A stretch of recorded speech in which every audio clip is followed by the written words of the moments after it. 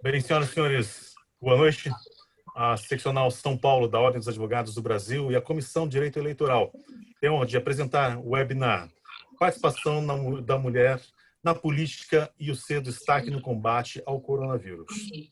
Registramos neste momento as ilustres presenças doutora Raquel Elita Alves Preto, diretora tesoureira da OAB São Paulo, também doutora Clarissa Campos Bernardo, vice-presidente da Comissão de Direito Eleitoral da OAB São Paulo, também, Direito Eleitoral, ok, também conselheira seccional, também vice-presidente da Comissão de Direito de Família do Instituto dos Advogados de São Paulo. Registro também a presença, ilustre presença também do senhor vice-presidente da Seccional São Paulo dos Advogados do Brasil, doutor Ricardo Toledo.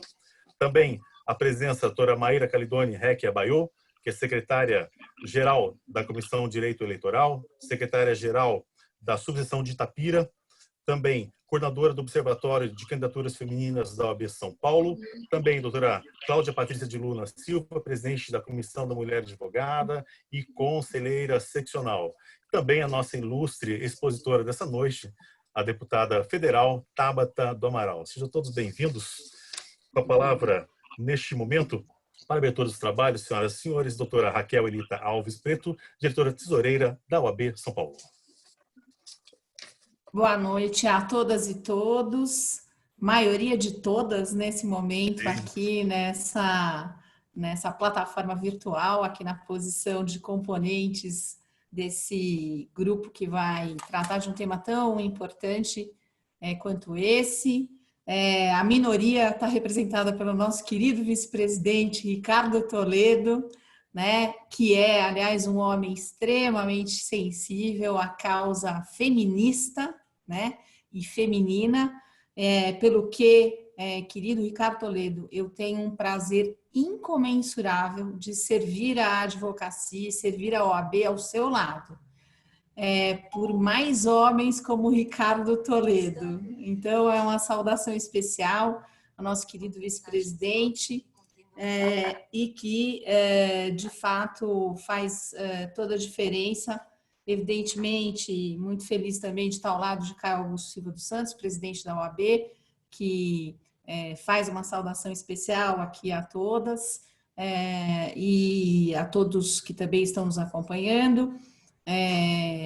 Enfim, então é um grande privilégio estar aqui ao lado da minha querida Clarissa Campos Bernardo, vice-presidente da Comissão de Direito Eleitoral, conselheira seccional, e que teve a ideia e a iniciativa de fazer esse evento tão incrível, trazendo uma deputada que representa a jovem geração de mulheres engajadas, né, e que, de fato, estão tentando fazer diferença nesse cenário político brasileiro. Então, querida Clarissa Bernardo, na sua pessoa eu saúdo a Comissão de Direito Eleitoral, presidida pelo querido Hélio Silveira, que não pôde estar aqui conosco, mas que está extremamente bem representada por você, que já compôs, inclusive, o Tribunal Regional Eleitoral, né, uma das poucas mulheres a compor um Tribunal Regional Eleitoral. Essa é uma dura realidade sobre a qual também temos que falar, né?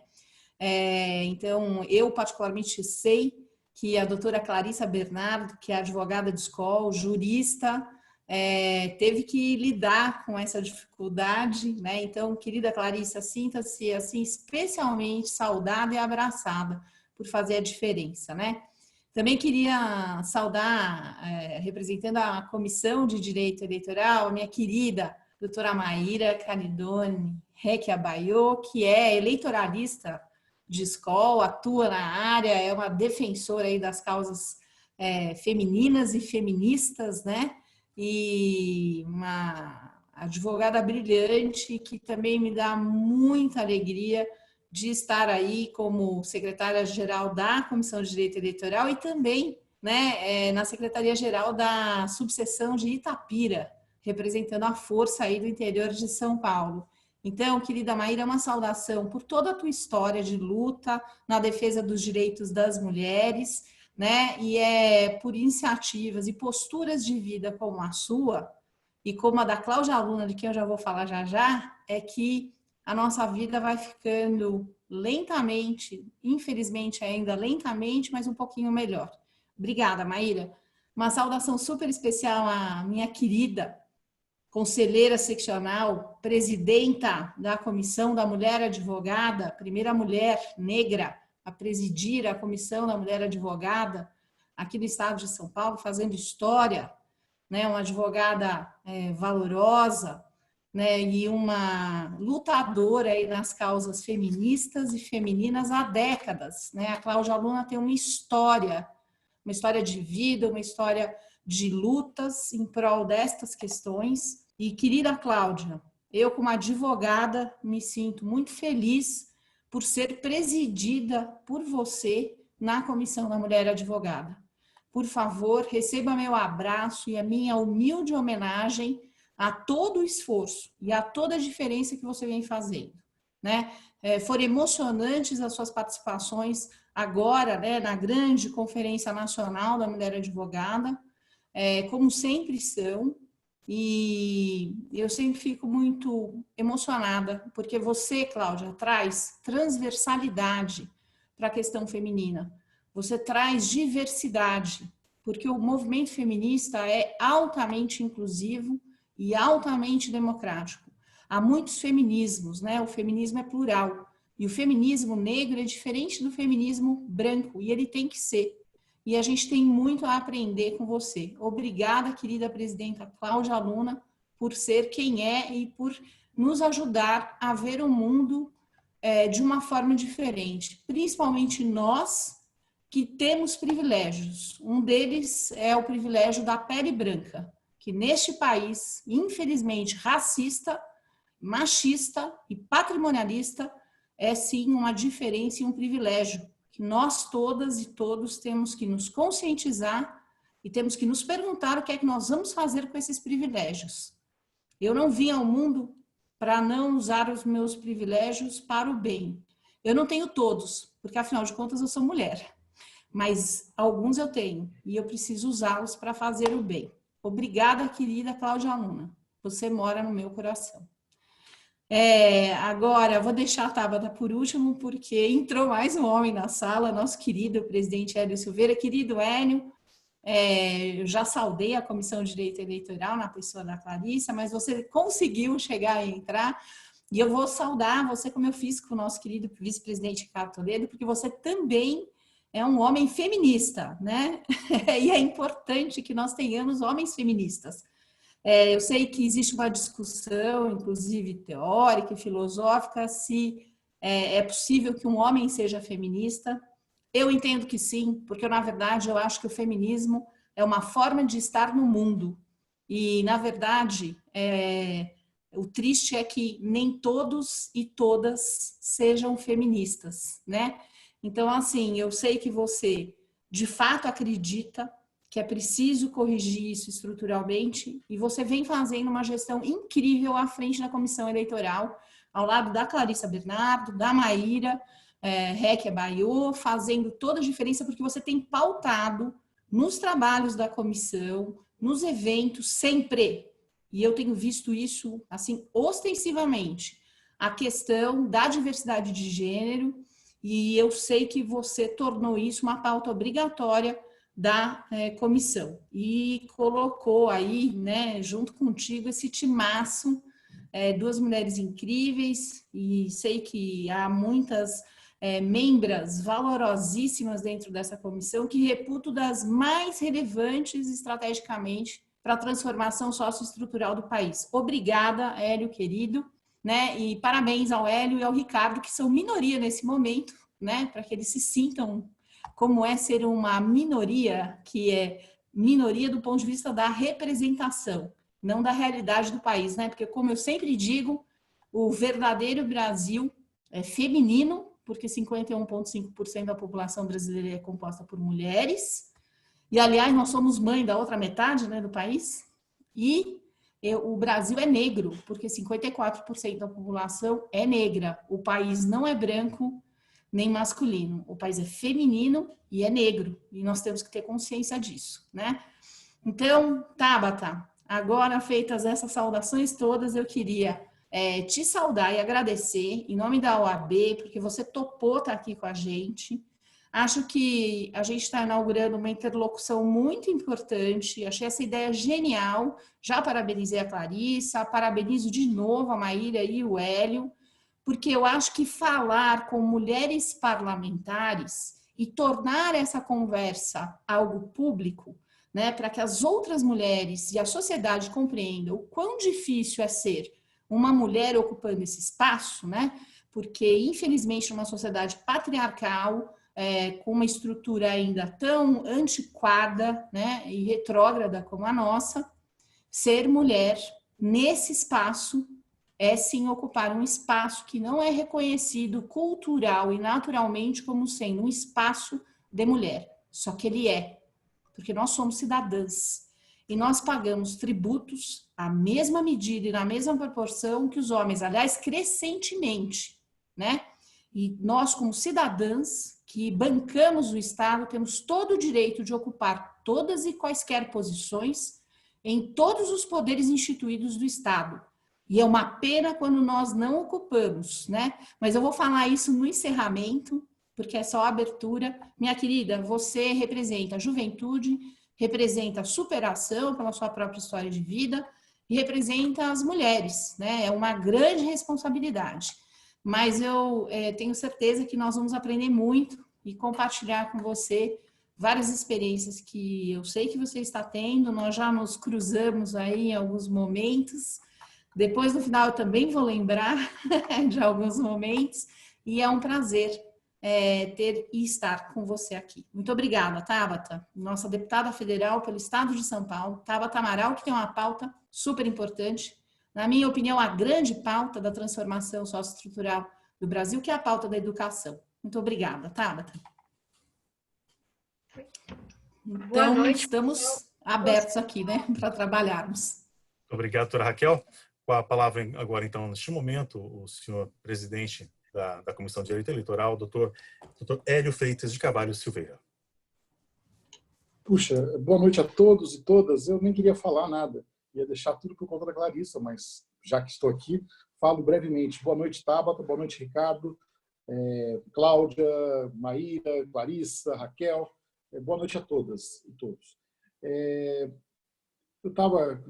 Começou aqui o webinar e recebi uma notícia de que hoje nós tivemos 610 mortes por conta do Covid. E eu fico pensando aqui, a falta que faz uma mulher para governar esse país, né? Tivesse no governo desse país. Eu tenho uma inveja danada da Alemanha, que tem uma chanceler como a Angela Merkel, ou da Nova Zelândia, que tem aquela primeira-ministra Jacinta. Então, realmente, encarando com seriedade o problema do Covid-19, com medidas efetivas. Aqui no Brasil, a gente tem uma coisa maluca. Nós começamos uma quarentena branda e agora nós estamos caminhando para o endurecimento, porque houve uma dança maluca entre governo e presidência da República, ministro. Então, nós ficamos aí meio perdidos, e a falta que faz uma mulher. Lembro também a ministra da Saúde em Portugal, e com menos recursos que a Alemanha, conseguiu convencer o povo português. Lá eles estão conseguindo superar essa pandemia. A ministra chama Marta Temido, né? Tem até o nome, né? Temido, mas realmente é uma cientista, aliás, até formada em Direito também. Eu estava vendo a biografia dela, formada em Direito, uma administradora, uma mulher que está conduzindo a saúde de Portugal de maneira a superar as dificuldades. Então, acho que esse evento de hoje é uma oportunidade de a gente estimar e torcer para que as mulheres cheguem ao poder e possamos superar a crise. Então, boa noite, bom trabalho a todos, é o que eu desejo. Obrigado, Raquel, pelas palavras, mais uma vez, sempre muito generosa. Boa noite a todos, sucesso, Tabata. Obrigado, doutor Hélio. Com a palavra, então, a senhora coordenadora deste evento, grande coordenadora deste evento, doutora Clarissa Campos Bernardo. Boa noite a todos e a todas. Eu vou começar minha fala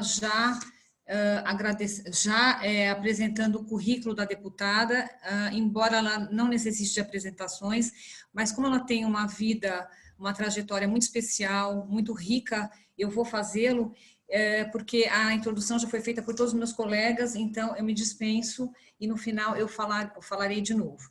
A Tabata, ela tem 26 anos e foi a 6ª deputada federal mais votada no estado de São Paulo, eleita com 264 mil votos, nascida e criada na Vila Missionária, na periferia de São Paulo. Foi campeã de Olimpíadas de Ciências e, a partir daí, ganhou bolsa em escola particular e depois em Harvard, onde se formou em ciência política e astrofísica. Foi cofundadora do Mapa da Educação e do movimento Acredito. Suas principais bandeiras no mandato são a educação, direito das mulheres, renovação política e futuro sustentável.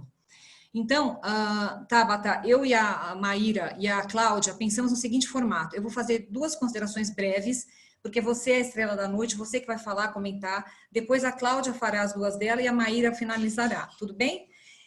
É o seguinte, eu conheci você recentemente num evento aqui no Espaço Cultural Vergueiro, fiquei muito emocionada quando te conheci, realmente você superou minhas expectativas, muito simpática, me passou o WhatsApp, e eu nesse período de quarentena tive a ideia, numa manhã, falei, acho que vou tentar falar com a Tabata, e consegui, você prontamente respondeu, enfim, e nasceu esse evento. Comentei com a minha mãe, que é uma pessoa muito politizada, gosta muito de você, assiste muito noticiário, enfim, ela comentou comigo, Clarissa, você vai começar com a Tabata? Falei, vou, mãe. Então, é o seguinte, minha filha, você sabe que ela esteve na TV Cultura e comentou de um projeto de lei que me emocionou muito. E eu falo disso, ficou até arrepiada, e fiz questão de colocar a minha mãe na pauta aqui. É o seguinte, fui procurar esse projeto de lei, 428 de 2020, que dispõe sobre a distribuição de absorventes higiênicos nos ambientes públicos. Tabata, eu fico emocionada, eu estou até assim, eu estou emocionada, porque realmente esse assunto era algo que eu nunca imaginava que existisse, e eu tive contato com esse assunto da distribuição de absorvente higiênico num filme que eu recentemente assisti com meu marido, chamado Padman. É um filme indiano que trata de amor, que trata de carinho, e que trata de educação, e que trata de saúde, e que trata da questão do absorvente higiênico. Mas eu achei que esse problema fosse lá na Índia. E não, ao ver esse projeto de lei, me deparei com esse problema. Aqui no Brasil nós temos esse problema. E realmente é uma coisa que eu nunca imaginei. Até a semana passada, quando eu comecei a procurar mais coisas a seu respeito, e fui procurar o projeto de lei que minha mãe mencionou. Então, eu gostaria que você comentasse esse projeto de lei aqui para as pessoas que estão nos ouvindo, nos assistindo, porque é algo assim inimaginável, a questão de absorvente higiênico num país como o Brasil, não é? Tem a questão que vai gerar problema de saúde, problema de educação, mas você vai melhor comentar. E o que eu vi olhando para esse projeto de lei? A importância da mulher no espaço de política, ao fazer política. Porque não fosse você, que homem ia pensar em criar um projeto de lei que dispõe sobre a distribuição de absorvente higiênico? Horas, ninguém ia imaginar, ninguém ia colocar. Então, você enfrentou 2 problemas recorrentes, nevrálgicos do Brasil, que o Brasil enfrenta, que é a saúde e a educação, com esse seu projeto de lei. Então, quero que você comente primeiro esse aspecto, esse projeto, e para terminar, uma coisa muito simples, também rápida, é o seguinte, nós mulheres somos a maioria, mais da metade da população brasileira é de mulher, composta de mulher.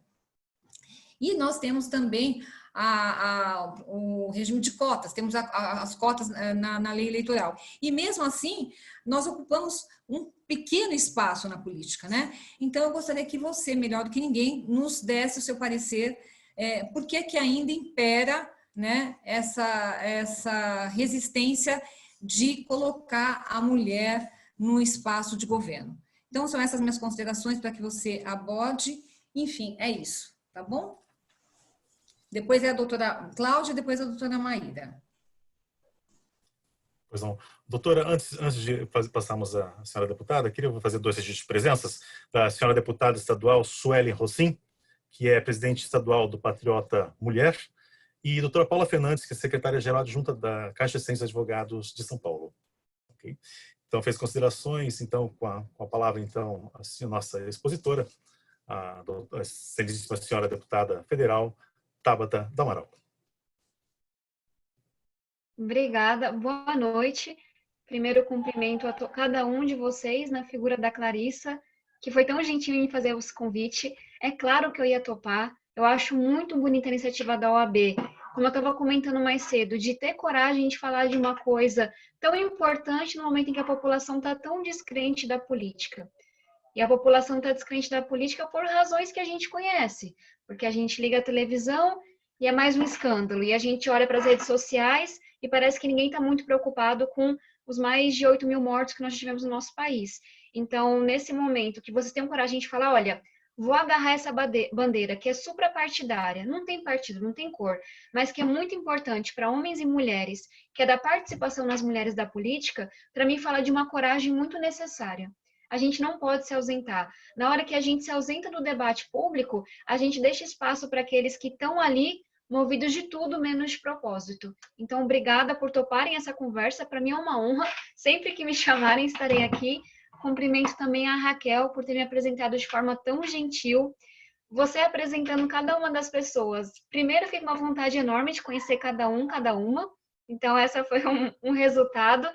E depois eu achei muito bacana a forma como você trouxe tanto a questão do feminismo, também me considero feminista, e também a questão do racismo. E esse é um aprendizado diário, né? De como a gente aprende primeiro a combater o machismo de uma forma que a gente não afaste as pessoas, mas sim agregue cada vez mais. E depois que é um aprendizado para mim, como eu posso ser uma aliada na pauta antirracista, na pauta anti-homofóbica. Eu achei que você colocou de uma maneira muito bonita, que me ensinou muito. Cumprimento também ao Ricardo, ao Denis, à Maíra, à Cláudia, ao Hélio também, e todos que estão participando e acompanhando pelas redes, pela internet. Peço desculpas por ter chamado vocês pelo primeiro nome, mas vem de um lugar de muito respeito e muita admiração. E caminhando já para as perguntas, falando do PL dos absorventes, eu acho que esse PL me ensinou duas coisas. Primeiro, o tanto que quando a gente tem uma política que ela é feita só por um grupo de pessoas, naturalmente essa política vai funcionar só para um grupo de pessoas. E não importa quão bem intencionadas essas pessoas sejam. Se a gente não tem o tal diploma da realidade na política, muito dificilmente uma questão vai ser priorizada. E com o PL dos absorventes, explicando para quem não conhece, é um projeto que prevê a distribuição de absorventes higiênicos, e a gente diz que o governo deve optar por soluções sustentáveis, porque hoje existem muitas soluções, além daquelas mais tradicionais, que essa distribuição seja feita em postos de saúde, delegacias, escolas e por aí vai. E da onde vem isso, né? De vários estudos que começaram a mostrar o quanto ele será um problema gigante, mas invisibilizado, como é o caso de várias questões em torno das mulheres. Então, a gente tem dados de muitas alunas em redes como São Paulo, Rio de Janeiro, não estou falando só do interior, que perdem até um quarto. Então, de cada 4 dias, perdem um dia de aula por ano por causa disso. Então, quem é ativista pela educação tem um problema da evasão como um problema muito importante. A gente é um país que ainda não conseguiu combater a evasão de verdade, mas ninguém nunca percebeu que uma parte importante dessa evasão e do número de faltas tinha a ver com a falta de absorvente higiênico. Um outro problema que também surgiu, que motivou esse projeto, o número de mulheres que não conseguem se engajar quando estão no comecinho da carreira, em uma posição que requer que elas, enfim, compareçam todos os dias, na hora que elas também menstruam e tem a falta desse absorvente. Então, foram alguns dados que eu fui vendo para o Brasil, que não é uma realidade muito diferente da Índia, e fica parecendo que aqui a gente já resolveu, mas a gente não resolveu, que motivou esse projeto. Na hora que eu apresentei, aí que meu aprendizado realmente começou, porque eu comecei a ver que aqui no Brasil também, estudos já mostraram que o uso de alternativas não higiênicas ou não adequadas, como jornal, miolo de pão, que acontece muito nas cadeias, ou pedacinho de pano velho, faz com que essas mulheres peguem infecções. Então, tem um argumento muito forte de saúde pública, faz sentido economicamente você investir, porque esse gasto vem para o SUS depois, faz com que essas mulheres também tenham um problema para ter filhos, de fertilidade, e tenham mais dificuldade para ter a sua gravidez. E aí a gente vai vendo que esse é um problema que os cientistas, que os dados já mostraram, que é amplo, que atinge uma boa parte da população brasileira, mas que não estava no debate porque as mulheres não estavam debatendo e não estavam assinando a caneta. E foi uma coisa assim que me mostrou também o tabu que a gente tem em torno desse tema, que deveria ser um tema tão natural, porque literalmente acontece com todas as mulheres, com mais da metade da população. E aí eu recebi relato de uma tia que falou, Tabata, eu não podia sair de casa. Uma tia que geralmente não acompanha muito a minha atuação, porque ela não gosta muito de política. E ela falou, Tabata, você me representou, porque quando eu era pequena, eu rasgava um pedacinho do lençol para poder usar. Uma pessoa da minha equipe, que estava próxima, eu não sabia que falou, eu usava folha de caderno, porque eu não tinha o que fazer. E aí, quando o fluxo era muito grande, eu faltava à escola. Para a gente ver como está perto. A gente só não sabe, a gente só não ouve. E aí, uma segunda coisa que esse projeto me mostrou é o quanto que algumas pautas femininas são um grande tabu. As pessoas não gostam de falar a palavra menstruação, que é algo tão corriqueiro, tão normal. E aí eu via esse tabu e esse preconceito disfarçado de várias formas. Eu fui xingada de tudo quanto é nome. Primeira coisa. Segundo, você via os argumentos mais assim mirabolantes. Um jornalista conceituado inventou que o projeto custava 5 bilhões de reais.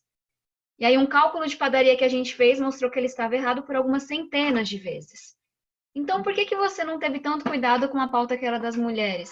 A gente viu pessoas que argumentavam, mas você é totalitária, você quer que o Estado entregue tudo. Pera, mas quando tem um argumento de saúde, um argumento de educação, a gente também não disponibiliza vacinas de forma gratuita? Para quem não pode pagar? A gente também não está disponibilizando camisinhas? Então, me parece que a conta fecha quando a gente vê o custo que aquilo dá para o SUS no final. Não fecha quando tem o nosso preconceito no meio. Então, foi uma coisa que me mostrou que não é só a questão da gente trazer essas pautas, é da gente ter coragem de falar de algumas coisas que, por razões do machismo, são invisibilizadas. E o que eu sentia nas redes, e foi muito engraçado, porque não foi uma reação que teve nada a ver com esquerda ou direita. Muitos homens eram contra, algumas mulheres mais ricas, que dava para ver que tinham mais condições, também eram contras, e era um debate assim muito baixo, sabe? Ninguém queria saber muito de dado. Era como se as pessoas estivessem dizendo, não fala essa palavra porque eu não quero ouvir, como assim menstruação? Então, eu, enfim, tento levar as coisas com leveza, mas foi um período muito difícil. Na sequência veio o coronavírus, a gente já tinha aprovado a urgência para levar esse projeto para votação, mas tivemos que dar uma pausa com essa e outras pautas femininas. Mas eu espero que, passar desse momento duríssimo que nós estamos enfrentando, que a gente consiga retomar. E aí, sobre a pergunta de cotas, eu vou tentar resumir, porque é uma questão ampla e a gente pode retomar depois. Para quem está nos acompanhando, hoje a legislação diz, para colocar de forma bem simples, de cada 10 candidatos que um partido vai apresentar na lista de candidatos a vereador, deputado estadual, deputado federal, etc., pelo menos 3 têm que ser mulheres. Ou seja, se um partido apresenta 7 homens, ele tem que encontrar 3 mulheres para apresentar junto, para aqueles homens poderem concorrer. Colocando assim no português bem simples. Muitos partidos, e aí eu já faço a minha crítica a isso, dizem, não, mas as mulheres não se interessam pela política, é muito difícil achar candidata mulher, as mulheres estão inviabilizando meus homens querem se candidatar, mas não tem mulher que quer se candidatar, essa lei é um problema. E aí a gente tem, primeiro, as famigeradas laranjas, que são candidaturas falsas, e um dado que me chocou muito, nas eleições municipais de 4 anos atrás, as últimas que nós tivemos, de cada 100 candidaturas femininas, em 12 delas, a candidata recebeu 0 voto. Ou seja, ela não votou nem em si própria, que é é evidente que é laranja. Sabe, não é que ela morreu, que ela desistiu, não justifica de cada 100 candidatas a vereadora, que a gente tem milhares no país, 12 receberam 0 voto. Então, a primeira solução, que é uma coisa ilegal e que a gente tem que punir e realmente ficar fiscalizando, são as candidaturas falsas. Mas tem uma segunda coisa que acontece, que eu vi muito na minha eleição, que são as candidaturas que ajudam o partido. Então, ao invés de buscar candidaturas fortes, os partidos colocam a secretária do partido, a mãe do fulano, a esposa de não sei quem, que não querem se candidatar. Aí elas vão, votam em si mesmas, pedem para alguém votar para garantir que não vai parecer que é laranja. Mas não são candidaturas genuínas, verdadeiras. E aí, qual que é a minha crítica, em relação a esse processo? Então, eu expliquei um pouco por que as cotas não estão funcionando. Não acho que a gente tem que acabar com elas. Não dá para aceitar retrocesso. Mas é o único mecanismo que a gente tem, e tem muita maracutaia aí no meio. E aí tem um outro problema, que é, a gente teve uma vitória muito grande junto ao Tribunal Eleitoral, e foi um movimento muito bonito, tanto das pessoas do direito, quanto de deputadas, de garantir que o fundo eleitoral e o fundo partidário, o espaço de TV, o espaço de rádio tinha que ser proporcional para homens e mulheres. Se você tem 3 mulheres para cada 7 homens, você vai ter 3 minutos de televisão para cada 7 minutos de televisão para os homens, por exemplo. Que é uma coisa que parecia óbvia, mas que não acontecia. Então, você tinha, digamos que, depois disso tudo, uma mulher guerreira estava lá se candidatando. Ela não recebia financiamento, ela não recebia tempo de televisão, e se você não pode contar para as pessoas que você é candidata, é muito difícil você ser eleita. E aí, os partidos, mais uma vez, na última eleição, essa eu acompanhei, foi minha primeira candidatura, fizeram mais algumas maracutaias. Então, você via, por exemplo, pela primeira vez, assim, explosão de candidatos a governador, presidente e senador, cujas vices e suplentes eram todas mulheres. Do nada, todo mundo quis ter vice e suplente mulher. Por quê? Falava que o dinheiro ia para essas pessoas, quando na verdade era para a campanha de um homem. Então a gente está numa campanha muito grande agora, seria muito importante contar com a OAB junto ao TSE para que haja uma regulamentação de como esse dinheiro é distribuído. Porque criatividade nessas horas não falta para fazer maldade. E aí, caminhando para uma conclusão da minha fala. De novo, as cotas, elas são uma evolução. A gente aumentou em 50% o número de deputadas mulheres na Câmara, mas ainda assim, 85% dos deputados são homens. Então, temos um longo caminho pela frente. Tem uma coisa que eu defendo, e eu sei que eu falo isso com cuidado, porque eu sei que acaba sendo um debate um pouco polêmico, desnecessariamente, porque deveria ser um debate baseado em dados, que é que a gente tenha cotas reserva de cadeira, no próprio parlamento. E eu vou explicar o porquê disso. Eu adoro estudar a pauta de mais mulheres na política, e a gente pode ficar a noite toda falando, então eu vou resumir. Muitos estudos já mostraram, estudos sérios, na Europa, nos Estados Unidos, no Canadá, que com mais mulheres na política, você melhora o combate à corrupção, você melhora o desenvolvimento econômico, você melhora índices sociais, e eu não estou falando apenas de pautas que geralmente você relaciona com mulheres, como primeira infância, saúde. As mulheres contribuem com tudo, não só com essas áreas. E esses são estudos do mundo todo. E quando eu olho para esses estudos, para mim é óbvio, porque você está permitindo que metade da população leve suas experiências, suas ideias, seu conhecimento para o debate. Então, a tua democracia é mais profunda, ela fiscaliza melhor, ela trabalha melhor.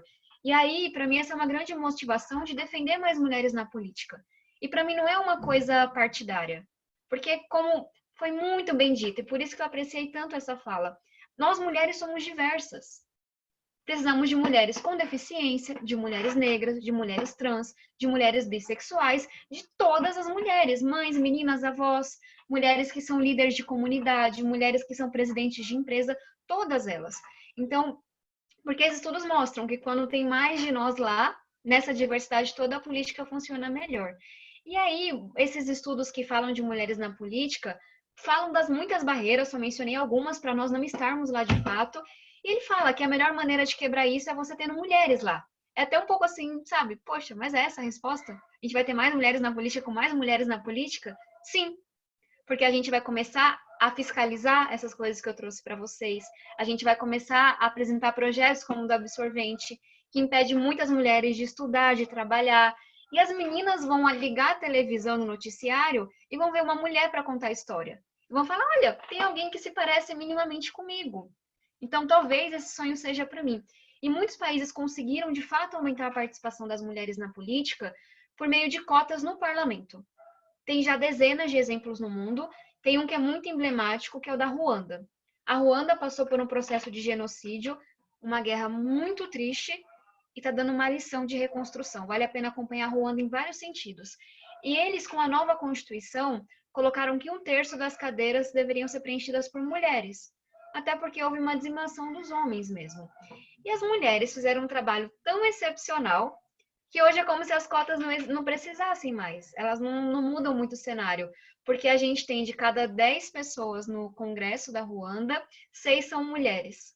É a maior representação do mundo. E a Ruanda está fazendo um trabalho belíssimo de combate à corrupção, de desenvolvimento, de reconstrução no pós-guerra, que se conecta muito com a fala do Hélio sobre o coronavírus. Quando está todo mundo pensando no problema de fato, a gente tem mais chance de resolver esse problema. Então, eu acho que a gente deveria sim ter algum tipo de cota aqui no Brasil, de 1/3 para a nossa Câmara, para o nosso Senado. Esse é um momento tão polarizado que na hora que eu falo isso, eu sou ameaçada, xingada, ofendida, mas eu acho que a gente tem que olhar para os casos lá fora, tem que ter um debate tranquilo, que é baseado em evidência. E para mim, colocar metade da população para ter mais chance de participar é super democrático. E aí, só um último comentário, e prometo que nas próximas respostas vou ser mais concisa, é que eu adoro esses temas que a gente está debatendo. Tem um estudo na Índia, que eu sempre menciono ele, que ele mostrou que em algumas vilas você tinha uma alocação de mulheres para serem chefes da vila. E nas vilas onde você teve mulheres liderando por pelo menos 2 mandatos, as meninas começaram a trabalhar menos tempo limpando a casa, tiraram notas de matemática melhores e elas também começaram a ter sonhos mais parecidos com os meninos. Elas queriam ser engenheira, astronauta, cientista, esses sonhos que geralmente são só de meninos. Por quê? E aí o estudo foi entender, né? Primeiro, você precisava de 2 mandatos, porque no primeiro mandato, tudo que a mulher fazia estava ruim. Ninguém confiava nela. A partir do segundo, começaram a dizer, essa mulher não é tão ruim assim, não. E aí, o estudo é um estudo bem longo, feito por Harvard, MIT, FMI, vale a pena conhecer. Ele mostrou que quando os homens viam, e as adolescentes, que as mulheres estavam fazendo um ótimo papel como chefe de vila, todo mundo aumentava a expectativa sobre as meninas, sobre o que elas poderiam ser. Então, esse estudo é o que mais me motiva. Se é disso que a gente está falando, se é de devolver às meninas o direito de sonhar, então eu vou comprar essa briga mesmo, pressionar os partidos para recrutarem as melhores mulheres que eles puderem encontrar. Quero só ver presidente de ONG, presidente de associação, a mulher que lidera os pais da escola, essas mulheres concorrendo, e não a mulher que está ali no puxadinho para poder ajudar o partido. Mas falei demais, bora continuar essa discussão.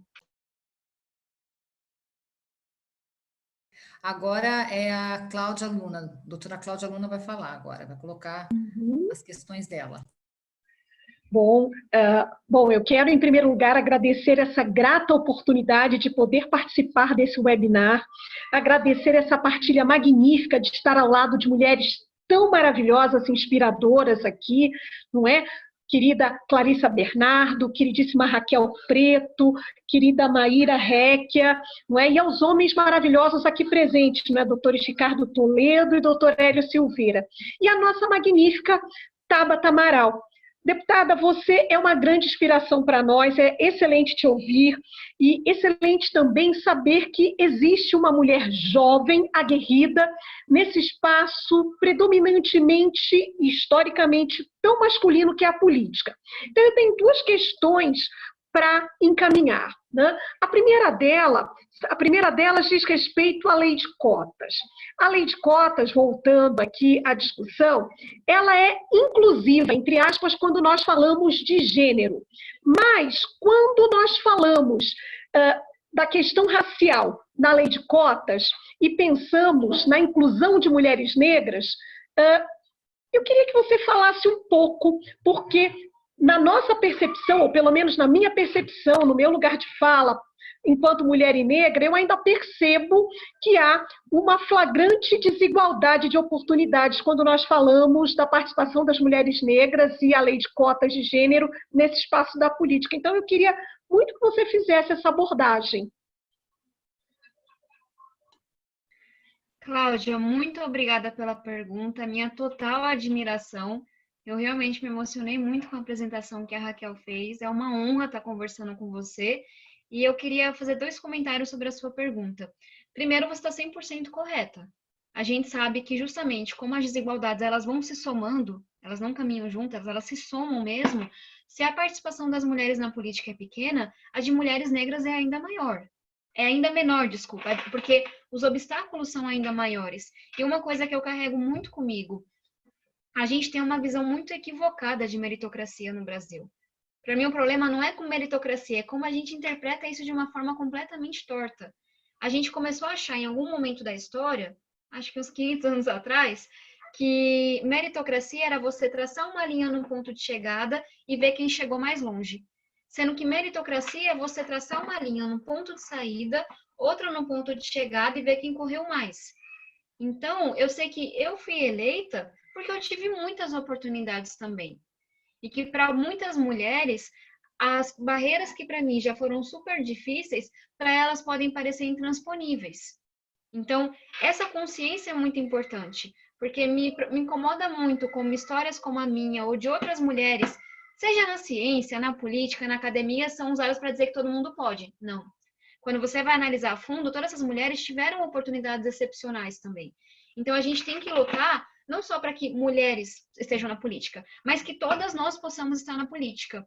E aí, falando sobre a lei de cotas, tem alguns modelos que são defendidos, que têm o meu apoio, e quando a gente fala de cotas, para mim deveria ser de cadeiras no parlamento. Mas vamos falar das cotas que a gente tem hoje no partido, a gente tem que somar a questão racial.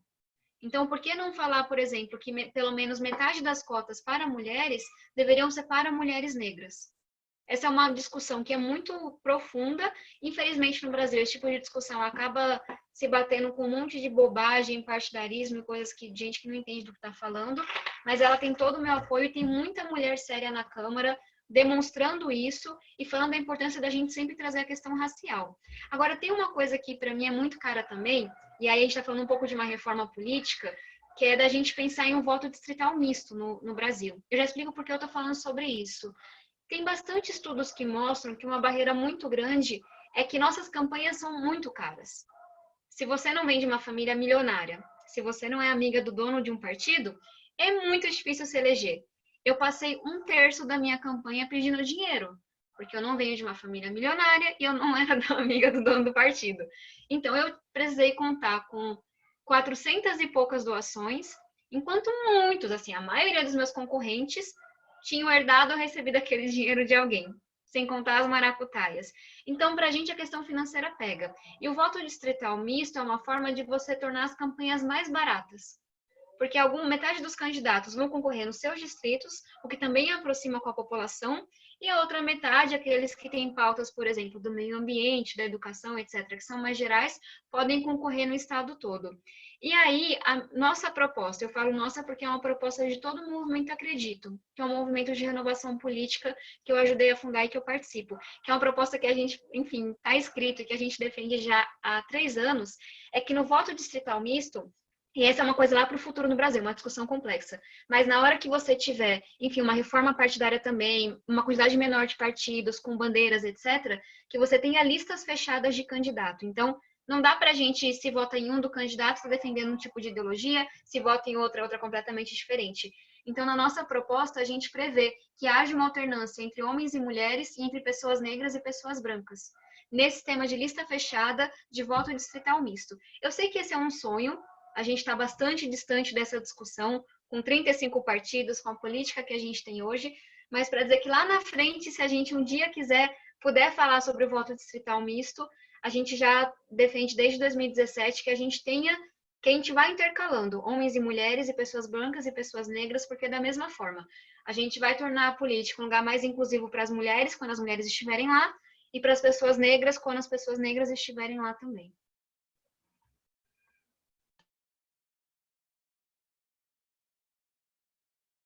Muito obrigada, Tabata. Agora é a Claudinha acho que está querendo falar, Clarissa. Cláudia, seu microfone está fechado.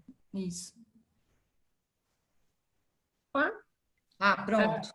Bom, queria te agradecer aí pelas magníficas explanações, né? E dizer que te ouvir aqui é simplesmente inspirador. Eu acho que motiva, inspira todas nós também, né? De ver essa sua jovialidade, essa sua participação aguerrida nesse espaço que não é nada fácil para nós mulheres, quase que inacessível. Então, quero te agradecer aí pelas magníficas intervenções. Muito obrigada. Agora, passo a palavra para a doutora Maíra, que vai fazer também 2 colocações para você abordá-las, tá bom?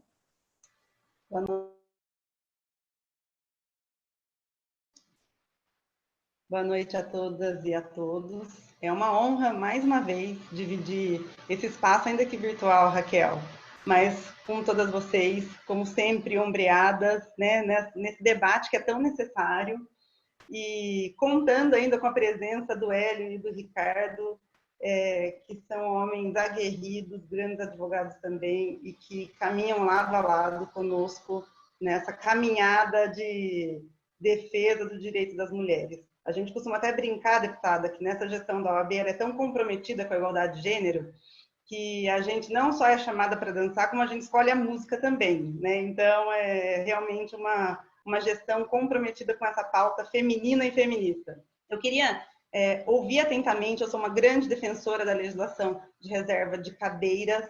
Eu acho que a gente está nesse debate de cotas de candidaturas já desde 1997, avançamos pouquíssimo, estamos representados em 15% apenas do Congresso Nacional, né? O Brasil ocupa patamares acachapantes no cenário mundial, tem índices que nos colocam abaixo da Etiópia, por exemplo, da Somália, no que diz respeito à participação feminina na política. Acho que é chegado o momento da gente, de fato, fazer o debate se cotas de candidatura são suficientes ou se vamos para a reserva de cadeiras. E quero pontuar que é extremamente necessário que, se esse debate for feito no Brasil, a gente precisa saldar uma dívida histórica com as mulheres negras, e de modo que essa reserva de cadeiras ela tem que passar por essa reflexão. Gostei quando você trouxe também a questão do financiamento de campanha, do FEFEC, do quanto as mulheres não recebiam e passaram a receber a partir de 2018. E é muito curioso, sintomático, quando a gente vê que temos uma legislação de cotas desde 97, garantindo, e aqui eu faço uma ressalva, que ela não garante a participação das mulheres, porque a letra fria da lei, ela fala que deve ser reservado para um determinado sexo, mas a gente sabe que quem não participa da política ativamente são as mulheres, e, portanto, é para nós mesmo a legislação de cotas, né? Então, a gente tinha lá a reserva de candidaturas e a gente não tinha o mesmo percentual na aparição da propaganda eleitoral gratuita e no financiamento de campanha. Esses índices, esses percentuais giravam em torno de 5% e 10%. Quer dizer, maiores pilares de uma corrida eleitoral, que é visibilidade e investimento, as mulheres não tinham acesso. E aí, me causa uma certa estranheza, e eu queria ouvir a sua opinião no que diz respeito ao que a sociedade brasileira tem cobrado, que é basicamente o fim dos recursos eleitorais para as campanhas, e como que nós vamos eleger mais mulheres, se as mulheres não recebem doação. A gente sabe que a maior parte do dinheiro que vem é do FEFEC, para as candidaturas femininas. Como que vamos travar essa discussão e como vamos avançar se acabar com esse recurso eleitoral? Essa é a primeira, depois eu continuo, Clarissa. Maíra, pode continuar, depois ela responde as duas já, acho melhor. Tá. No que diz respeito à participação feminina dentro dos partidos políticos, né? Eu também gostei muito de ouvi-la dizer que tem uma lenda, e é uma lenda mesmo, que a gente não gosta de política, que mulher não participa da política. Se fosse assim, não estaríamos aqui, né? Somos já 42% das filiadas, segundo o TSE, mas as mulheres, como que um enredo que se repete, da mesma forma que elas não têm espaço no parlamento, de um modo geral, elas também não têm espaço nas mesas de tomada de decisão dentro dos partidos políticos, não têm voz. Nas mesas diretoras das câmaras, elas também não ocupam os cargos máximos, por exemplo, a presidência, não ocupam a presidência de comissões temáticas importantes, né?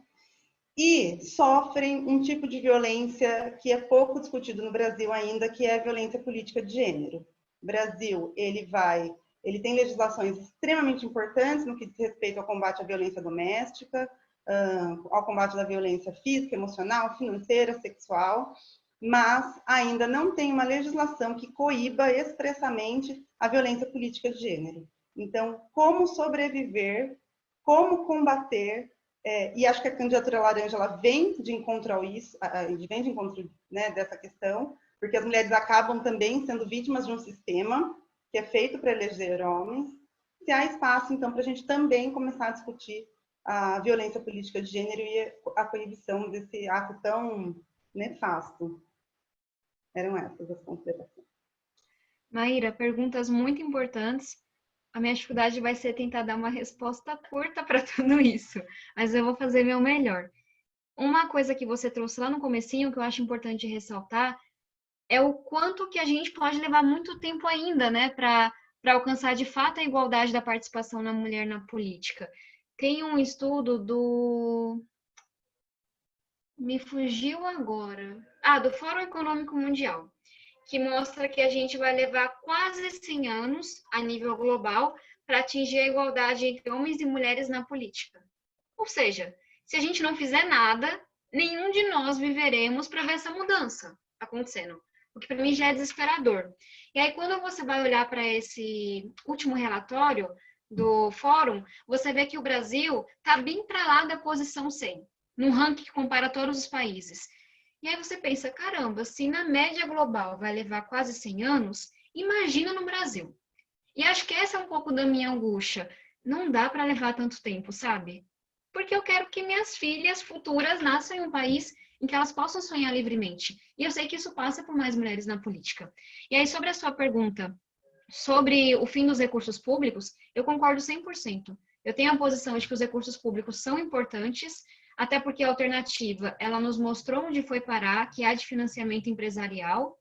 Então, me preocupa muito quando as pessoas trazem até de uma forma muito populista, que são contra o financiamento público de campanha, e se esquecem que o que a gente tinha antes é responsável por muito dos problemas que a gente tem hoje.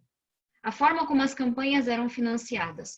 E aí tem estudos também que mostram isso, que as mulheres, na média, recebem salários menores, têm uma rede de contatos menor, recebem menos dinheiro dos partidos e recebem menos doações. Então, de fato, a gente precisa olhar para essas mulheres. Tem uma coisa só que eu acho que vale pontuar. Esse ano, eu fui contra o aumento do fundo eleitoral e sou a favor da transferência do fundo eleitoral para o combate ao coronavírus. Mas porque eu entendo que é uma situação bem específica que a gente está vivendo no nosso país. Mas, de forma geral, sou a favor do fundo eleitoral, só não concordava em aumentá-lo, porque a gente estava vendo, por exemplo, bolsas de pesquisa sendo cortadas, o financiamento na educação básica caindo, e se você vai fazer política pública com responsabilidade, sabe que o dinheiro é finito e você tem que colocar nas caixinhas. Mas, como quase sempre, nenhum dos extremos são bons, né? Ser contra o financiamento eleitoral, para mim, é uma posição bastante elitista até, de pessoas que sabem que vão contar com financiamento, enfim, próprio, de grandes empresários, etc. Mas eu acho também que a gente vai ter um pouco de limite, sabendo que o dinheiro está curto aqui no Brasil. Então, eu defendo essa posição. Sobre o que você falou dos partidos, essa é uma pauta muito importante, mas muito difícil de ser votada hoje, porque a forma como a pauta é construída na Câmara, falando da minha experiência, faz com que líderes partidários, dirigentes partidários tenham muito a dizer e comandem muito a pauta do dia a dia. Mas a gente apresentou, foram 17 parlamentares contando comigo, um projeto de renovação dos partidos. O projeto não é nem um pouco absurdo, eu vou contar para vocês, mas hoje não tem a menor chance de passar. Por isso que é importante contar com o apoio da sociedade. Esse projeto fala sobre algumas coisas. Primeiro, ele fala sobre você ter prazos específicos e número de mandatos para dirigentes partidários. Que é uma coisa que faz muito sentido para mim, até porque as pessoas, no final das contas, têm seus salários pagos por dinheiro público. Então, a gente coloca que, por exemplo, um dirigente partidário vai ter, aí vai ser decidido pelo estatuto, mas terá 2 mandatos de 4 anos. É difícil pensar uma instituição que é democrática quando a liderança fica lá por 30 anos, que é a realidade de muitos partidos. Então, a primeira coisa é o número máximo de mandatos. A segunda que a gente pede são partidos mais democráticos. Então, como é que a gente, de fato, faz uma coisa aqui no Brasil? É quase piada, que são prévias partidárias. A gente sabe que a lista de candidatos é decidida em salas fechadas pelos dirigentes partidários, que, sua grande maioria, são homens brancos. Então, se você não tem uma eleição dentre os filiados para escolher quem vai representar o partido, é muito provável que os dirigentes priorizem seus amigos. As pessoas que mais se parecem com eles, as pessoas que são mais próximas a eles. Então, falei primeiro sobre prazo, né, para mandato dirigente. Segundo, algum mecanismo de prévia. Terceiro, uma questão de transparência. Hoje, os partidos, mesmo recebendo financiamento público, não são obrigados a mostrar como gastam seu dinheiro. Então, ninguém tem ideia do quanto recebe um dirigente partidário, se está cumprindo a lei do teto ou não. Ninguém tem ideia do quanto é gasto com passagens aéreas, com hospedagem. E aí, um quarto pilar do nosso projeto de lei, dessa reforma partidária, é, de fato, uma igualdade maior, tanto racial quanto de gênero dentro dos partidos. Isso passa, sim, por você dizer, colocar uma cota para dirigentes que são mulheres, que são negros, passa por você regulamentar essa questão de como o financiamento é distribuído. Uma coisa que me incomoda um pouco é o fato de uma pessoa poder pegar 2 milhões de reais do dinheiro público, que vem no financiamento público, e falar assim, olha, vou dar para fulano. Como assim? A gente está ok com isso, sabe? Que tantos donos partidários decidam que vão dar 2 milhões de reais para seus amigos durante a campanha. Então, no projeto, a gente também fala de uma regulamentação que é posterior, em que você diz que, por exemplo, 50% do fundo de campanhas tem que ser distribuído igualmente para todos os candidatos. Se aquele candidato não representa o partido, não deveria ser candidato. Incomoda um pouco também essa forma muito desigual em que o financiamento público é distribuído. Mas resumindo, porque eu já me alonguei, tem essa proposta de uma reforma partidária, chega a ser simples demais, são coisas bem básicas, eu acabei de contar todo o projeto, mas infelizmente hoje, se depender da Câmara que a gente tem, ele não vai ser pautado. Então, por isso que é importante a participação da população. Aí, uma coisa que você falou, que eu queria também trazer, o jeito como eu conheci a Clarissa foi um lançamento de um evento muito bacana em que eu falei do Vamos Juntas, que acho que vale a pena vocês conhecerem depois, eu adoraria poder contar com cada um, com cada uma, que é um movimento suprapartidário na linha de mulheres são diversas, inclusive em suas ideias, para a gente eleger mais mulheres em 2020. Nós estamos com 51 candidatas de 21 estados brasileiros, temos 3 mulheres com deficiência, 2 mulheres trans, mulheres negras, mulheres que são periféricas, mulheres que já foram, assim, a top da empresa, porque tudo isso são mulheres. E nós estamos com mentoria, buscando, enfim, todo tipo de apoio, tanto emocional quanto técnico, para que essas mulheres tenham mais chance de se eleger esse ano, porque a gente sabe que para elas vai ser mais difícil. E para essas mulheres do Vamos Juntas, uma recomendação que eu dou é justamente nesse processo de escolha dos candidatos, que passa pelo que você falou dos dirigentes serem, em sua grande maioria, homem. Então, como essas mulheres muitas vezes entraram no partido agora, não conhecem muitas pessoas, é muito fácil que elas sejam excluídas da vida partidária. E a gente insiste muito de, olha, é chato, é duro, você vai sofrer muito preconceito, mas se enfia nas reuniões. Porque não dá só para os homens estarem decidindo qualquer coisa em relação ao partido. E aí, um último comentário sobre a violência política de gênero. Essa é uma coisa que realmente é muito grave e está ficando cada vez pior. Por causa da polarização que a gente está vivendo, o nível de ódio, de violência que a gente tem, especialmente contra as mulheres, não é normal, não pode ser normalizado, não é ok. Eu fiz uma contagem do número de palavras machistas que as pessoas usaram para se referir a mim, em posts públicos, em 5 dias.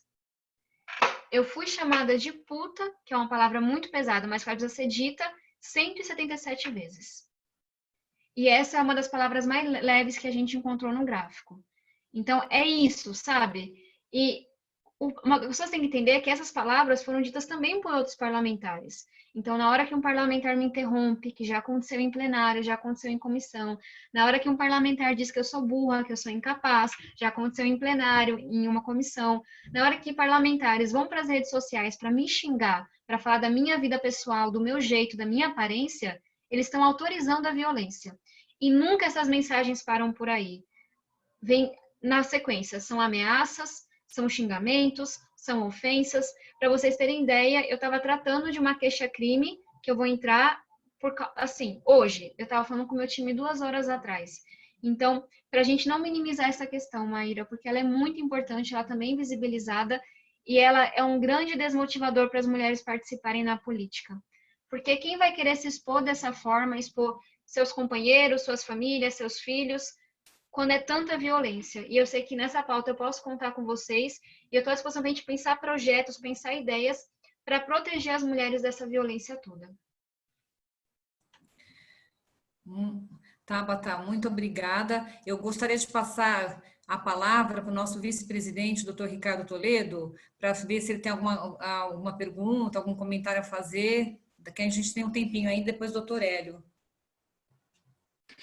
Obrigado, Clarissa. Eu, na verdade, eu queria fazer uma manifestação muito singela, porque eu estive aqui para aprender, né? Aprendi muito com a deputada, muito agradecido por aceitar o convite da Clarissa, então parabenizar a iniciativa da comissão, da Clarissa, da Maíra, do Hélio, está ao lado da querida Raquel aqui, nossa tesoureira, da nossa querida Cláudia Luna. Tabata, falar um pouquinho só da nossa ordem, que elas foram muito gentis comigo, a Raquel, a Clarissa, a Cláudia e a Maíra, dizendo que eu sou feminista, alguma coisa do tipo, mas o que eu quero dizer é que eu aprendi na academia, como você bem disse, que não existe democracia sem a efetiva igualdade entre todos.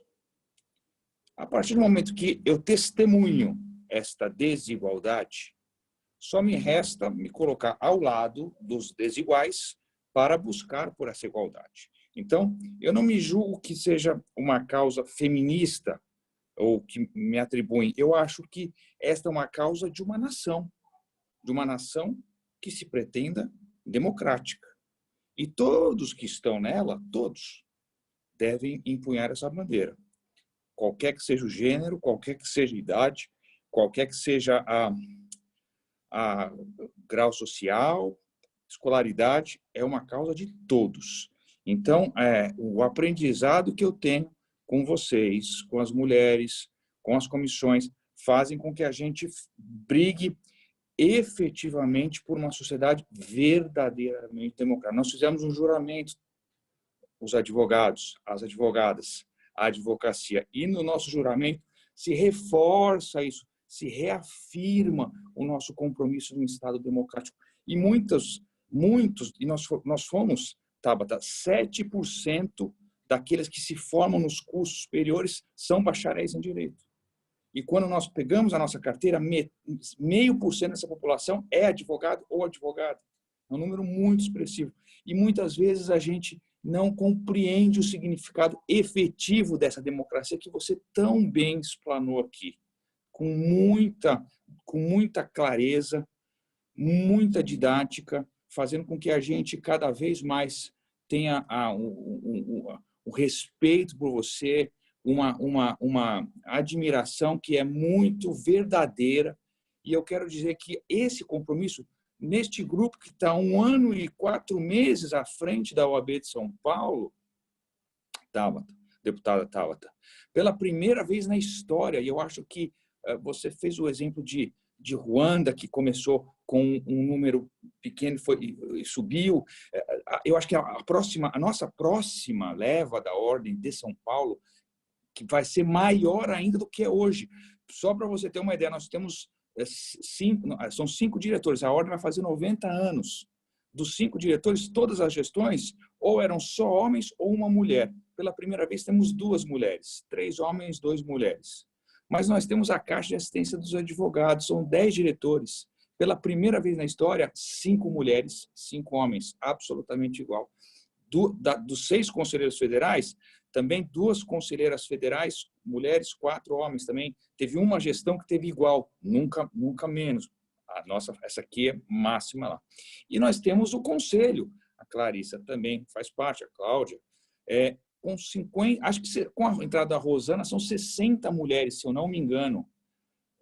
E aí eu vou fazer o percentual, são 160 pessoas, 60 mulheres. Nós estamos chegando em 40% das mulheres no Conselho Seccional da OAB de São Paulo. Eu participei da gestão passada e o número era de 21%, 23%, alguma coisa do tipo. Houve um salto muito significativo. E tem mais um dado, Tabata, que eu acho que esses números são bons para nos estimular, porque as pessoas que estão nos vendo, para que venham e participem, sobretudo as mulheres. Eu vi que tem muitas mulheres, muitas presidentes de comissões presentes conosco. Pela primeira vez na história, Tabata, nós temos mais mulheres presidindo comissões do que homens. E você vai perguntar, mas quantas são? 10 comissões? 20? 30? 50? Não. São 114. Portanto, nós temos mais mulheres presidindo do que homens. Então, somando essas 60 mulheres presidindo comissões, mais as 60 conselheiras, diretoria da Caixa, nós temos Conselho Federal, presidentes de subseções, que são diversas, a gente tem aí centenas, e mais as gestoras em todo o estado, milhares de mulheres participando disso. E eu também já ouvi, eu entrei na Ordem até em 2010, e o número era muito menor. E quando eu entrei lá, eu ouvi a frase que você falou, mas as mulheres, elas não se interessam pela política, elas não se interessam por defender a sua profissão. Elas não têm mulher que possa representar a nossa entidade. Eu ouvi muito isso, tá? Eu vi muito e demorou um trabalho bastante longo para a gente chegar no que chegou hoje. E tenho certeza que com a sua presença, tantas mulheres parlamentares que dobraram o número e tantas mulheres que integram hoje grandes centros e grandes espaços de poder, eu tenho certeza que daqui para frente nós vamos continuar cada vez mais aumentando o número da participação feminina em respeito não apenas à igualdade numérica, mas aquilo que eu disse no início, a essência de uma verdadeira, com V maiúsculo, democracia. Obrigado de verdade pela sua participação e vou continuar por aqui aprendendo com você. Tabata, eu vou fazer aqui, tomar liberdade, que a gente tem um tempinho ainda, de fazer uma pergunta que foi enviada aqui pelo chat. É o seguinte, temos também esse problema nos presídios femininos, em que as mulheres presas não recebem a não ser caridade e absorventes higiênicos. O seu projeto de lei contempla essas mulheres?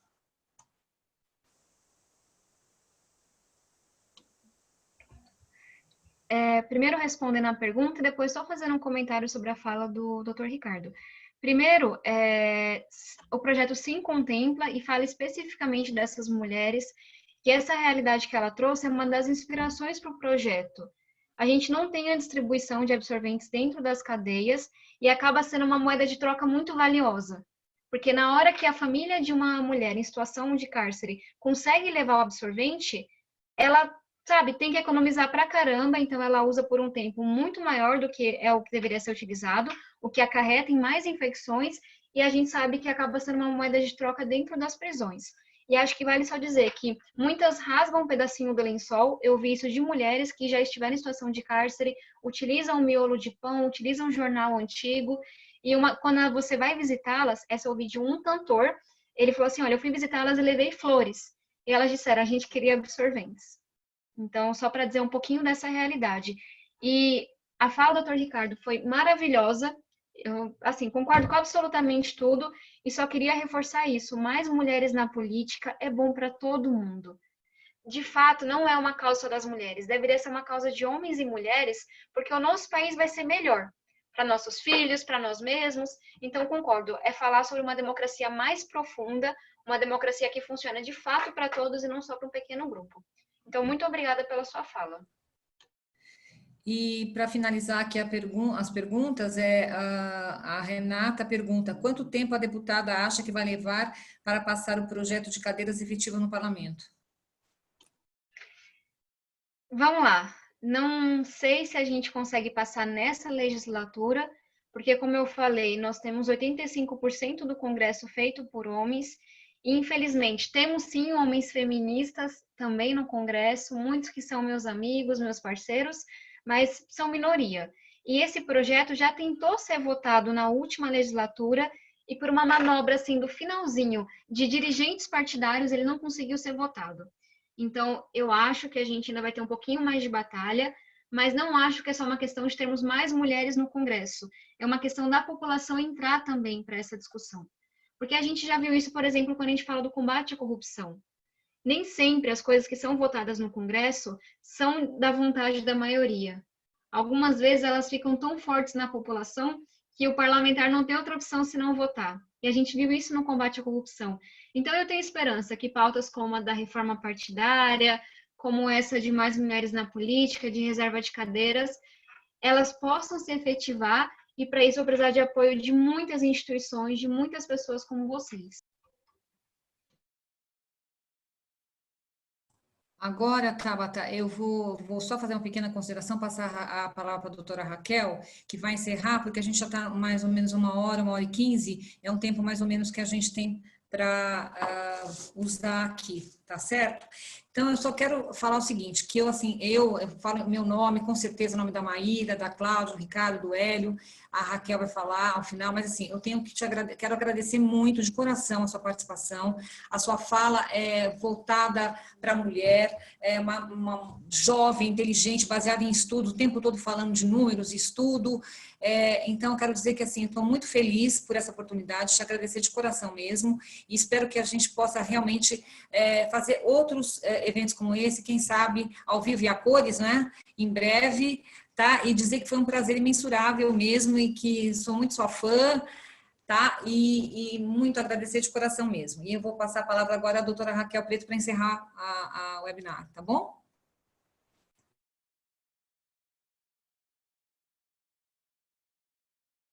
Bom, Tabata, obrigada por ter compartilhado com a gente essas experiências. Eu queria ressaltar da sua fala algumas coisas que para mim são muito importantes, porque essa realidade, né, do ambiente que cerca uma mulher que ousa ser parlamentar, né, uma mulher que ousa ir para o ambiente da política e ocupar uma vaga, né? Eu estou usando propositalmente essas palavras, né? Ocupar uma vaga no espaço do legislativo no Brasil, ela merece, todas essas mulheres, inclusa você, merecem todos os nossos respeitos. A gente pode até não concordar do ponto de vista pessoal, específico, ideológico, partidário, mas a gente tem que respeitar. E nós temos que especialmente respeitar as parlamentares mulheres. Porque ser mulher na política é muito difícil.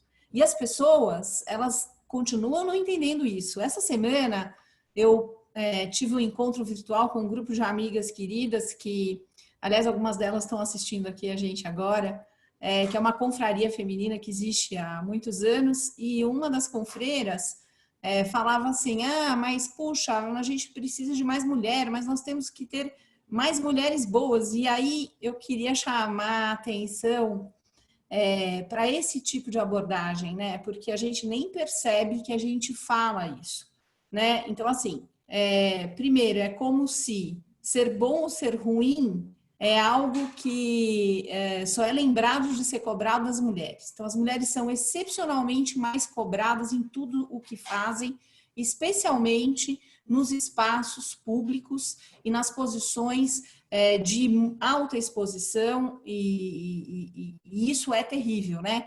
Porque vamos falar da má qualidade dos ocupantes dos espaços políticos na história do Brasil, não teremos dias nem anos suficientes para falar de quão ruins tantos homens que já passaram pelas páginas da história política brasileira e das páginas das histórias das instituições brasileiras, né, e dos poderes constituídos.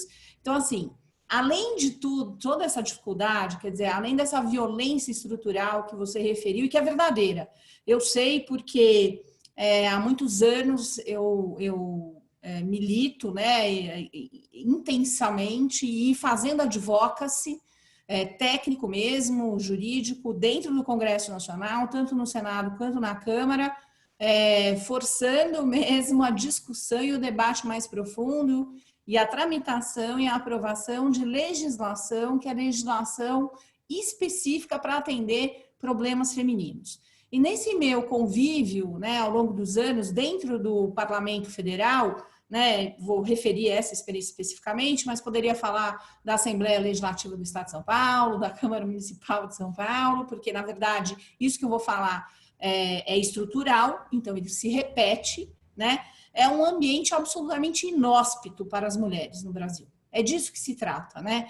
Até coisa de 5 anos, as senadoras brasileiras não dispunham de um banheiro para poder sair momentaneamente do plenário e ir a um banheiro. Elas tinham que pegar o elevador correndo na área reservada, né, do Senado, descer para ir usar o banheiro da lanchonete, né? Então, assim, apenas há pouquíssimos anos, alguém se tocou que era um absurdo que na área reservada dos senadores ali tivesse um banheiro masculino e não tivesse um banheiro feminino, né?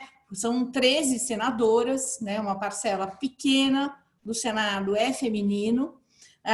Hoje, 15% da Câmara dos Deputados é feminina, como você já referiu.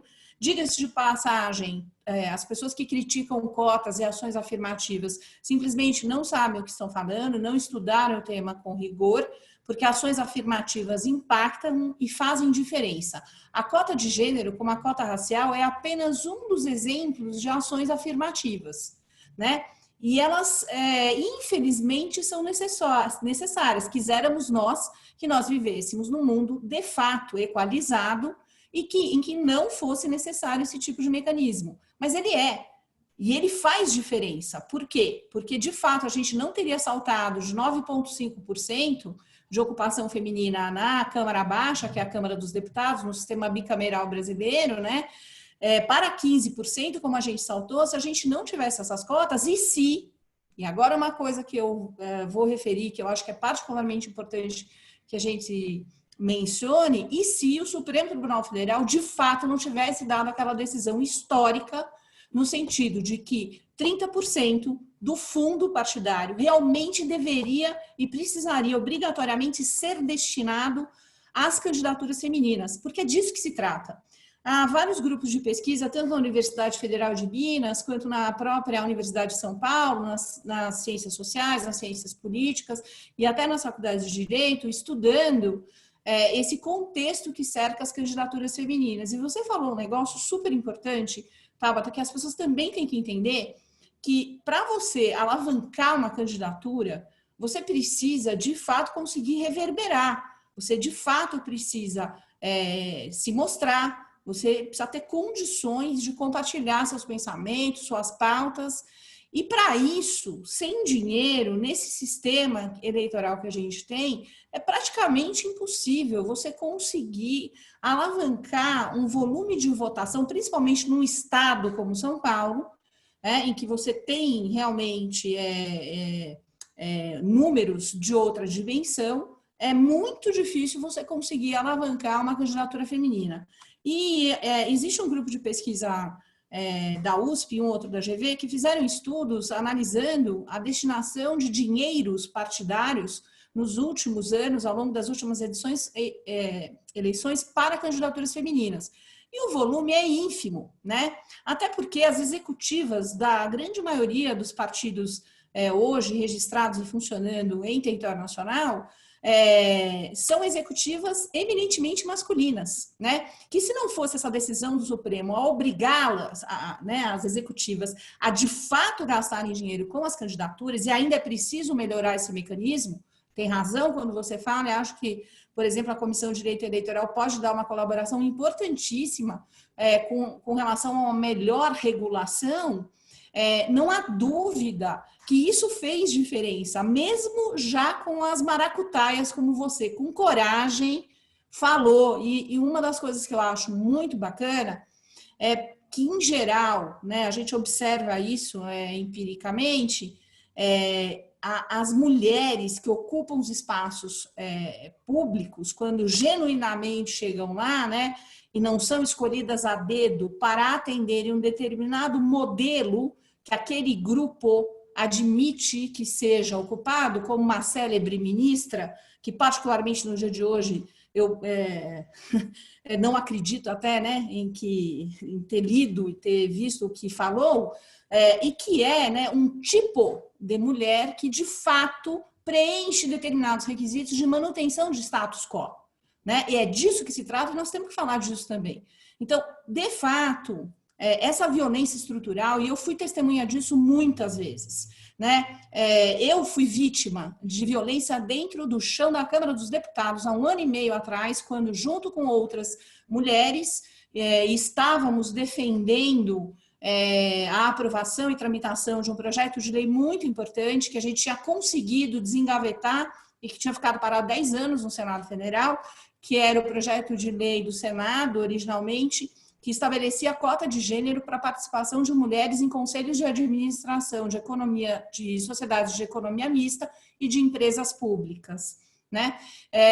E nós, então, estávamos na Câmara, por isso que eu mencionei a você, na nossa conversa aqui, reservada preambular, a Soraya Santos, ela estava coordenadora da Coordenadoria da Mulher da Câmara dos Deputados, excelente, deputada engajada nas causas femininas, e ela nos convidou para que fôssemos junto com elas à Câmara dos Deputados, porque ia começar a ser votado naqueles minutos um projeto de lei que era sobre violência contra a mulher, e que elas sempre pediam que, quando esse tipo de projeto de lei ia à votação, que ONGs que lutam pelo direito das mulheres se juntassem e fossem a Brasília, porque a presença feminina no plenário acalmava um pouco a testosterona descontrolada dos senhores deputados federais, né?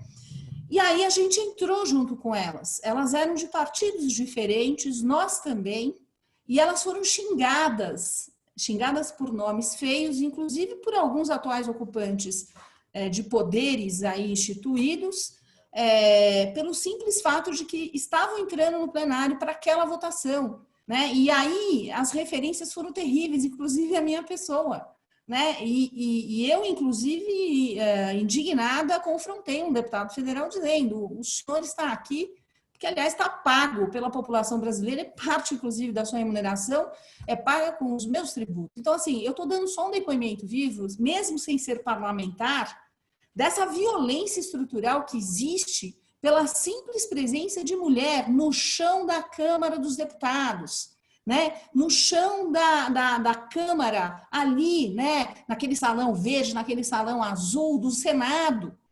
Então, assim, é muito difícil ser parlamentar mulher no Brasil. E tudo é contra, e tudo é desfavorável. Por quê? Porque a nossa cultura não enxerga ainda, lastimavelmente, por isso precisamos de ações afirmativas e precisamos de mais mulheres no poder, para termos melhores decisões, né? Mas ela não nos enxerga nesse espaço, é como se esse espaço não nos pertencesse, só que não. E Tabata, é importantíssimo que você compartilhe essa sua experiência, que todas e todos ouçam esses momentos que você vive como parlamentar, para que todo mundo perceba o quão agressivo, o quão violento é o espaço do entorno de nós mulheres que ousamos ocupar posições institucionais. Você como deputada federal, nós aqui no âmbito da OAB como dirigentes, né? A gente encontra resistência, né? É algo complexo, não é fácil, e temos muita mudança a promover, né? Então, assim, entendo, Tabata, para encerrar as minhas considerações, e registrando mais uma vez o meu agradecimento pela sua presença, pela sua participação, e eu acho que a Comissão de Direito Eleitoral da OAB São Paulo acabou de criar uma série de encontros, né? Eu já estou provocando eles que isso se transforme numa série de encontros da Comissão de Direito Eleitoral, com mulheres que estão no exercício de seus mandatos, ocupando posições no legislativo, principalmente nesse momento pré-eleição. Acho que a comissão, inclusive, deve também chamar mulheres que ocupam outras posições em outros poderes instituídos do Estado, porque todo mundo acaba colaborando para a construção de um país melhor. E sim, e aqui eu vou encerrar dizendo o seguinte: não há dúvida, eu não tenho a menor dúvida, né? E não é uma percepção, porque isso que eu estou falando, eu sempre procuro escorar a formação das minhas convicções em estudo, em pesquisa, em levantamento, dado estatístico. A mim parece que o mundo fica mais fácil, menos terraplanista, quando as pessoas, de fato, se encontram com a ciência, com a cultura, com a educação, né? E aí elas se tornam seres mais racionais, né? E nós precisamos de racionalidade para resolver grandes questões socioestruturais que assolam e destroem e minam o nosso país. É disso que se trata. Nós temos que ganhar qualidade, né? E sim, quando as mulheres assumem essas posições, elas fazem bem ao mundo, à sociedade, à transformação disruptiva, né? À implantação de um espírito colaboracionista, né? Porque eu acredito em colaboração, em cooperação, em troca, em democracia de qualidade, né? Então, encerro dizendo, o mundo com certeza será muito melhor, né? Terá melhores decisões quando mais mulheres ocuparem igualitariamente como nós merecemos, pelo simples fato de sermos cidadãs que ocupam metade do espaço planetário, os espaços de decisão em que o futuro da nação, o futuro das instituições, o futuro da população é decidido. Eu tenho certeza que quando a gente tiver 50% de mulheres ocupando o parlamento federal, estaduais e municipais, 50% das mulheres como ministras, como secretárias de Estado, como secretárias de governo municipal, como desembargadoras, né? O Tribunal de Justiça do Estado de São Paulo tem 360 desembargadores, dos quais apenas 27 são mulheres. O Tribunal de Justiça de Pernambuco tem 60 desembargadores e apenas uma deles é mulher. Deixa eu só fazer uma parte, Raquel. No TRE, eu fui a única mulher a representar a OAB, única mulher. E é tão difícil, né, Clarissa? Então, assim, quando a gente chegar nesse nível de equiparação, as decisões em termos de políticas públicas, em termos de gestão responsável, consciente, gestão não egocêntrica, gestão realmente de qualidade, pensando no coletivo, né? Esse dia em que as mulheres ocuparem 50% dessas posições, com certeza, aí nesse momento o nosso país vai virar um país de verdade bom, democrático, inclusivo, criativo e quem sabe nesse momento a gente comece a ganhar prêmios nobres, né? Porque o Brasil nunca ganhou nenhum prêmio Nobel. Então, tem alguma coisa de muito errado acontecendo nesse país, em que 54% da população negra não ocupa espaços que são fundamentais que sejam ocupados pela população negra, em que 51,5% da população não consiga autodeterminar as soluções que entende que são justas para si mesmas, que somos nós mulheres, né? E que o patrimonialismo ainda é dominante, porque, infelizmente, quem tem conta bancária maior vai para leitos melhores de hospitais e morre menos na pandemia, porque é disso que se trata. Esse país, de fato, precisa ser passado a limpo. Ele precisa ser menos machista, menos racista e menos patrimonialista. Na verdade, que bom será o dia que a gente conseguir extirpar esses 3 males que afetam e assolam a nossa nação. Continue firme, Tabata. A gente vai te apoiar, né? E precisamos que você, de fato, leve essas pautas com toda essa propriedade que você falou à frente, né? Muito obrigada em nome da OAB, em nome da Comissão de Direito Eleitoral, e está inaugurada uma série incrível de encontros feministas. E só para a gente citar com uma frase legal esse encontro, eu queria mencionar esse livro incrível da Chimamanda Ngozi Adichie, que convoca a todos e todas para que sejamos todos feministas. É disso que se trata, porque o feminismo é bom, ele não é eufemismo, e ele não quer que as mulheres sejam mais, mas apenas que elas tenham iguais direitos, iguais oportunidades. Mas para a gente chegar lá, precisamos da equalização. Muito obrigada a todos e todas. Tá. Tabata, você quer falar alguma palavrinha? Não, só para terminar, quer falar uma palavrinha? Bem rapidinho, recomendar que todos leiam esse livro da Chimamanda, é maravilhoso. E ela é minha autora favorita.